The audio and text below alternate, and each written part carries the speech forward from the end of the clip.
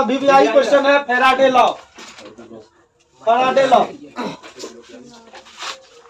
Faraday law दीजिए heading जल्दी से। फैराडे लॉ,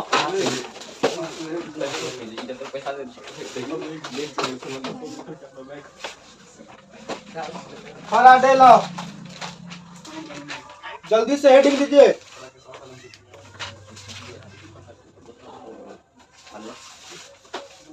फैराडे लॉ, अच्छा फैराडे और जोसेफ हेनरी नाम सुने थे क्या? नाम जाना पहचाना लग रहा है? उनसे मिले हैं फैराडे से और जोसेफ हेनरी से। तो फैराडे ने क्या बताया था कि इलेक्ट्रोमैग्नेटिक इंडक्शन को बताया था, घटना को बताया। तो फिर उसी समय में दूसरा आदमी उसी घटना का पता लगाया जिसका नाम था क्या? Joseph Henry. तो फैराडे का जो है, फैराडे बहुत ही ज्यादा काम किया इस क्षेत्र में। तो फैराडे का स्टेटमेंट है, दो स्टेटमेंट है किसके लिए? इलेक्ट्रोमैग्नेटिक इंडक्शन के लिए। तो पहला स्टेटमेंट उसका क्या है? जब कोई कॉइल मैग्नेट के साथ सापेक्षित गति करता है तब उसमें क्या होता है? चुंबकीय फ्लक्स में परिवर्तन होता है। जब चुंबकीय फ्लक्स में परिवर्तन होगा तो इंड्यूस ईएमएफ क्या होगा? उत्पन्न होगा।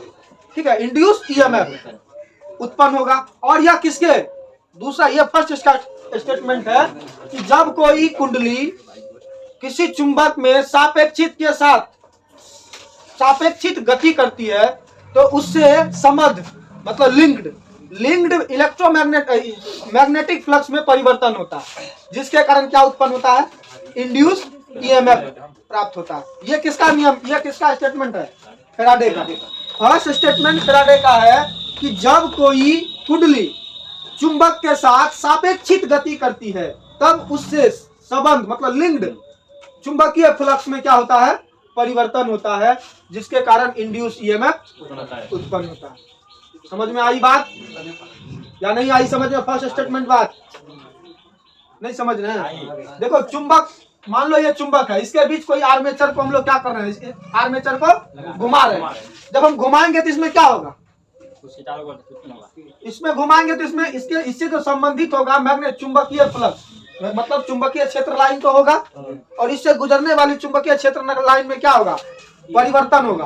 और परिवर्तन की वजह से क्या होगा? यहाँ पर इंड्यूस ईएमएफ उत्पन्न हो जाएगा। प्रेरित विद्युत वाहक बल, इलेक्ट्रोमोटिव फोर्स। ईएमएफ का फुल फॉर्म क्या होता है?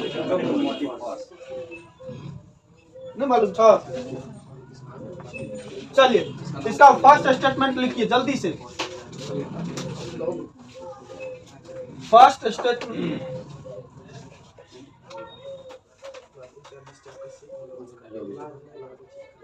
इसका फर्स्ट स्टेटमेंट लिखिए जल्दी से, मतलब फैराडे का फर्स्ट कथन लिखिए। इसके अनुसार जब तक कुंडली तथा चुंबक के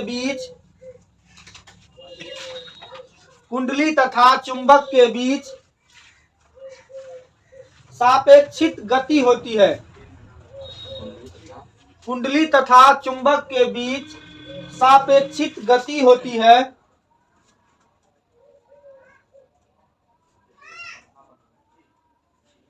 तब तक क्वाइल से संबंध, तब तक, वही क्वाइल का हिंदी क्या होगा? कुंडली। तब तक कुंडली से संबंध चुंबकीय फ्लक्स में परिवर्तन होता है। चुंबकीय फ्लक्स में परिवर्तन होता है।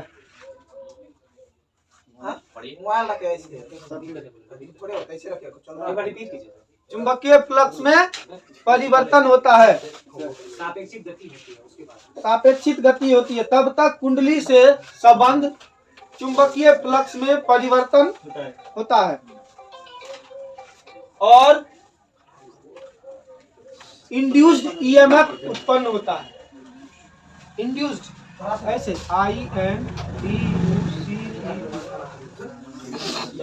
इंड्यूस्ड ईएमएफ उत्पन्न होता है।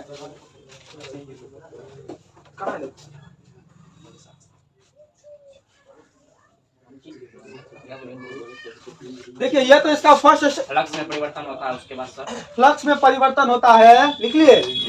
और इंड्यूस ईएमएफ उत्पन्न होता है। इंड्यूस्ड, इसका हिंदी प्रेरित, क्या होता है? प्रेरित। चलिए देखिए यहाँ पर अब तो ये चीज उत्पन्न होता है, तो चलो बोल दिया कि ये चीज ऐसा हो रहा है, लेकिन सेकंड स्टेटमेंट में उन्होंने इक्वेशन डाल दिया इसका, आखिर कितना करंट निकलेगा, क्या होगा, क्यों ऐसा होगा, इसके लिए उन्होंने सेकंड स्टेटमेंट को दिया। तो लिखिए सेकंड स्टेटमेंट। सेकंड स्टेटमेंट जल्दी से दीजिए।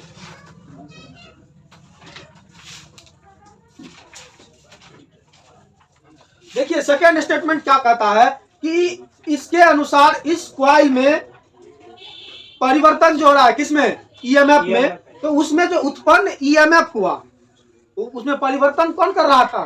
चुंबकीय फ्लक्स, जिसके कारण क्या उत्पन्न हो रहा था? ईएमएफ। अब यहाँ ईएमएफ का जो मान होगा चुंबकीय फ्लक्स में परिवर्तन की दर के समानुपाती होगा। मतलब कहेगा कितना परिवर्तन होगा, मतलब कितना परिवर्तन होगा जो इंड्यूस ईएमएफ कितना बनेगा, तो इसके लिए इक्वेशन चाहिए। मतलब क्या होता है कि उत्पन्न, इसके अनुसार उत्पन्न ईएमएफ, इंड्यूस ईएमएफ चुंबकीय फ्लक्स में परिवर्तन की दर के समानुपाती होता है। मतलब परिवर्तन की दर के, मतलब क्या हो गया, अब इसमें दर जैसे लग गया तो क्या करना पड़ेगा, हमको समय इंक्लूड करना पड़ेगा। हमको जैसे समय इंक्लूड, मतलब पहले कुछ था अब कुछ फ्लक्स में परिवर्तन हो गया, पहले 0 था अब कुछ हो गया, तो उस फ्लक्स में जो परिवर्तन हुआ वह कितने समय में हुआ, वही डायरेक्टली समानुपाती किसका होता है? इंड्यूस ईएमएफ का। समझ में आया बात? तो लिखिए इसी को सेकंड स्टेटमेंट में लिखिए, इसके अनुसार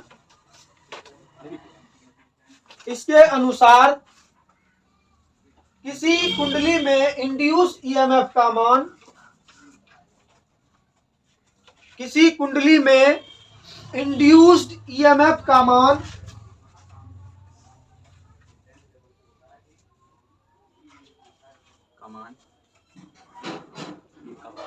चुंबकीय फ्लक्स में परिवर्तन की दर के, चुंबकीय फ्लक्स में परिवर्तन की दर को, दर के समानुपाती होता है।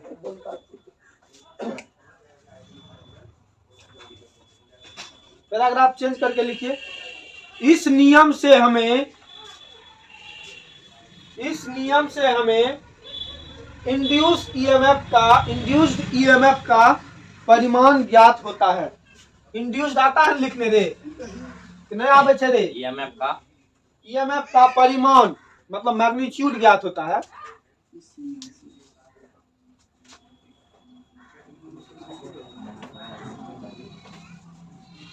देखिए क्या होगा, कितना ईएमएफ उत्पन्न होगा और कितना धारा उत्पन्न होगा, इसका इक्वेशन हम लोग जानते हैं। मतलब यदि φ1 बराबर क्या होगा, φ1 को हम लोग क्या बोल सकते हैं? प्रारंभिक चुंबकीय फ्लक्स, यही ना बोलेंगे φ1 प्रारंभिक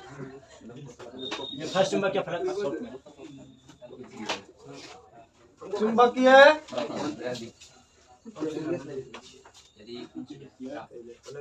φ2 बराबर क्या होगा, जो अंतिम में हुआ, अंतिम चुंबकीय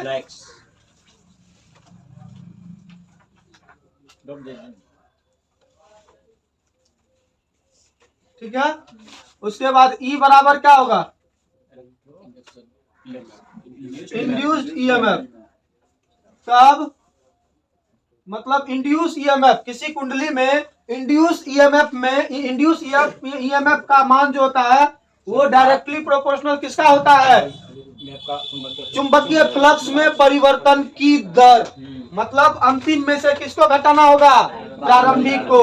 मतलब φ2 माइनस φ1 बाय क्या हो जाएगा? T। डायरेक्टली इसके समानुपाती होगा। तो यहाँ देखिए, अगर यदि हम लोग समानुपाती का सिंबल हटाते हैं तो बराबर लाते हैं, उसके बदले हमको क्या देना पड़ता है? कोई कांस्टेंट देना पड़ता है। तो कांस्टेंट देंगे तो यहाँ K हो गया और यहाँ पर φ2 माइनस φ1 बटा T। यदि यहाँ पर हम K का वैल्यू क्या मान लें? 1 मान लें। कांस्टेंट का वैल्यू क्या मान लें? 1 तो E बराबर क्या हो जाएगा EMF phi 2 minus phi 1 upon T। ये हो गया इंड्यूस EMF का रेट। अब इसी में हम लोग अलग अलग टर्म देखते हैं। अब कलज के रूप में, इसमें अब कलज मतलब डिफरेंशियल के रूप में। अब जब यहाँ परिवर्तन हो रहा है तो वहाँ डिफरेंशियल होगा ही, ठीक है। तो अब कलज के रूप में, अब का डिफरेंशियल, अब कलज के रूप में तो E बराबर क्या हो जाएगा बताइए तो। E बराबर क्या होगा, परिवर्तन होगा तो d phi upon d phi upon dt। समझ में आया ये बात। अब देखिए, अब यहाँ से थोड़ा सा एक और चीज हम चेंज करते हैं। यदि R बराबर क्या मान लेते हैं, कॉइल का क्या हो, रेसिस्टेंस हो, प्रतिरोध हो, तब I बराबर क्या होगा, E बाय R होगा। ये E क्यों हो गया, EMF किसकी भांति व्यवहार करता है, विभवांतर की भांति। तो यहाँ पर I बराबर V बाय R होता है ना रे। तो यहाँ विभवांतर के लिए यहाँ कौन काम कर रहा है, EMF। तो EMF जहाँ V है वहाँ क्या लिख सकते हैं, E लिख सकते हैं। जब हम लोग इलेक्ट्रिसिटी को पढ़ रहे थे तो वहाँ हम लोग ये बताए थे। तो यहाँ पर I बराबर E बाय R हो सकता है, होगा ना। तो यहाँ पर देखिए, तो E बराबर क्या होगा, E का वैल्यू क्या है बताइए तो। I बराबर हो जाएगा 1 by R into d phi upon dt होगा। ये E के बदले हम लोग ये रख सकते हैं ना। तो यहाँ से मेरा धारा का विमान निकल के चल आया, ठीक है। और यहाँ पर इंड्यूस EMF था और यहाँ पर मेरा धारा का मान निकल के चल आया, ठीक है। चलो हेडिंग दो, सबसे ज्यादा इंपॉर्टेंट है लेंज लॉ। लेंज लॉ नाम सुने होंगे।